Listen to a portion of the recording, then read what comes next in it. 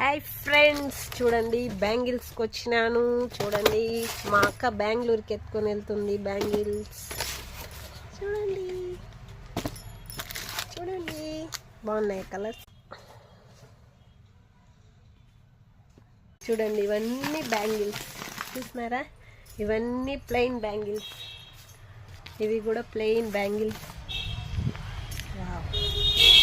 చూడండి ఇదంతా plain bangles.